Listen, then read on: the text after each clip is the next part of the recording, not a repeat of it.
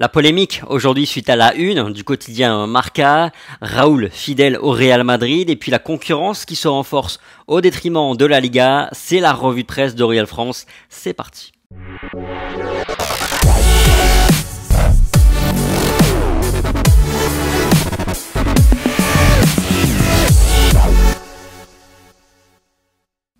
On attaque comme chaque jour notre revue de presse par les unes des quotidiens Marca et AS. Du côté de Marca, cette une qui fait beaucoup parler depuis hier soir sur les réseaux sociaux notamment. Le Real Madrid a trouvé une nouvelle feuille de route dans sa politique de recrutement, indique le quotidien madrilène. Tout ça en illustrant Rudiger, Tchouaméni, Camavinga, Ferland Mendy, David Alaba et Karim Benzema. On y reviendra. Du côté de AS, plus difficile encore, titre le quotidien madrilène, les grands rivaux en Ligue des Champions se renforcent. La Première Ligue, cet été, a déjà dépensé 3 fois plus que ce que n'a dépensé la Liga. Dossier piquant pour démarrer avec cette polémique suscitée par le quotidien Marca aujourd'hui.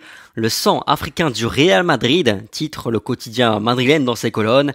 Ces derniers temps, le club a été influencé sur un autre chemin en matière de recrutement qui s'est consolidé avec Alaba, Camavinga, Rudiger et Tchouaméni, précise le quotidien madrilène. Et c'est le premier point à comprendre.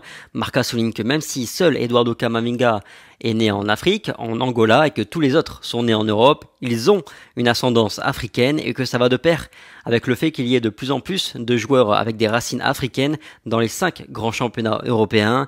Et le Real Madrid ne fait pas exception, écrit Marca qui cite donc les 6 joueurs du Real Madrid. C'est pas exprimé de façon péjorative, en tout cas dans les colonnes de Marca, même si on peut s'interroger quand même sur la pertinence de ce type de remarques. Il n'est cela dit pas factuellement faux de dire ça, parce que Tchouaméni a des origines camerounaises, Alaba nigérienne, Mendy sénégalaise, Benzema algérienne et Rudiger de la Sierra Leone. Camavinga est né en Angola. Maintenant, évidemment que la une elle est maladroite et puis elle est too much. L'autre point évoqué par le quotidien Marca, c'est, je cite, la nouvelle feuille de route suivie par le Real Madrid dans son recrutement.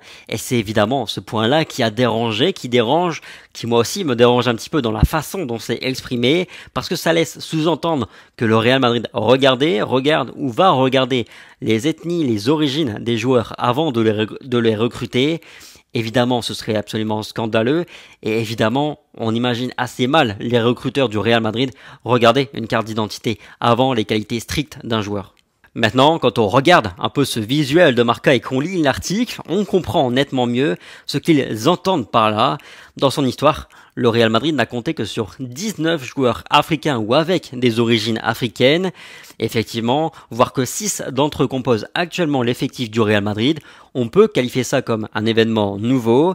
Là encore, c'est pas décrit comme quelque chose de péjoratif par le quotidien Marca. Maintenant, encore une fois, de là à qualifier ça comme une nouvelle feuille de route pour le Real Madrid, c'est exagéré et c'est surtout extrêmement maladroit.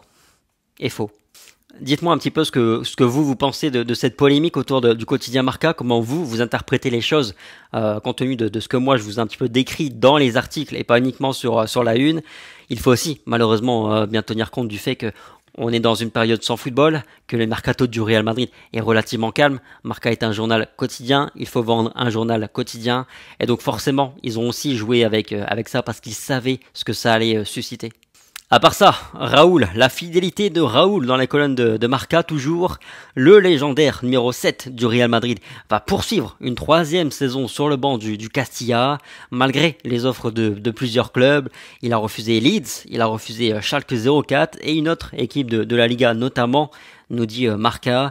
La clé de sa continuité passe par le fait qu'il se sent important et qu'il a son mot à dire dans la confection de son effectif. Sa relation avec Carlo Ancelotti est également très bonne. Ils échangent régulièrement ensemble, ce qui change par rapport avec Zidane où la relation était inexistante à ce niveau-là. Bref, Carlo Ancelotti l'interroge de temps en temps sur certains joueurs. Pour Raúl, entraîner l'équipe première du Real Madrid est un objectif, mais il n'est pas pressé. Il y a déjà eu des rumeurs à ce sujet, mais encore une fois, l'entraîneur espagnol n'est pas pressé, il sait que son heure viendra. D'ailleurs, c'est la question que je vais vous poser aujourd'hui. Raúl sera-t-il le successeur de Carlo Ancelotti? Raúl sera-t-il le prochain entraîneur du Real Madrid après Carlo Ancelotti? Dites-moi un petit peu dans les commentaires et puis on en reparle demain. Sinon, hier je vous sondais au sujet de Borja Mayoral, que faut-il faire avec l'Espagnol, et on est globalement d'accord, il faut le conserver dans l'effectif. À mon humble avis, la meilleure option, la meilleure opportunité cet été, c'était Gabriel Jesus, mais on sait, le Real ne peut pas se positionner sur le Brésilien parce qu'il y a un problème de joueurs extra-communautaires.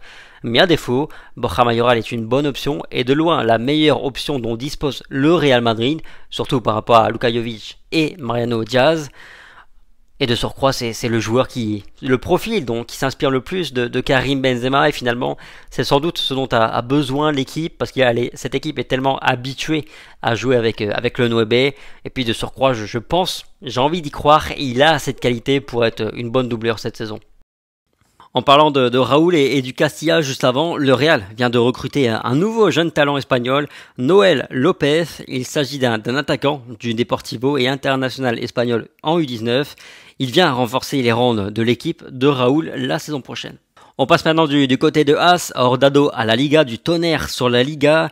Les équipes anglaises, italiennes et allemandes dépensent beaucoup plus que les clubs espagnols sur le marché des transferts.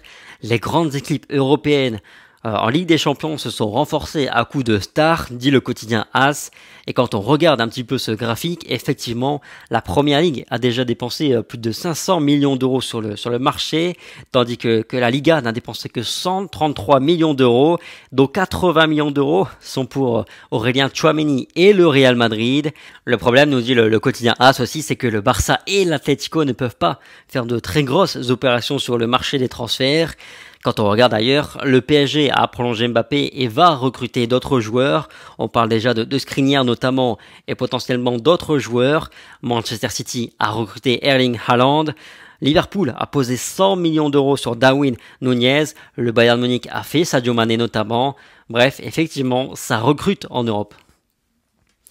Voilà, c'est tout pour la revue de presse du jour de Real France. Merci pour votre fidélité, le petit like, le petit partage, le petit commentaire. Répondez à notre question du jour.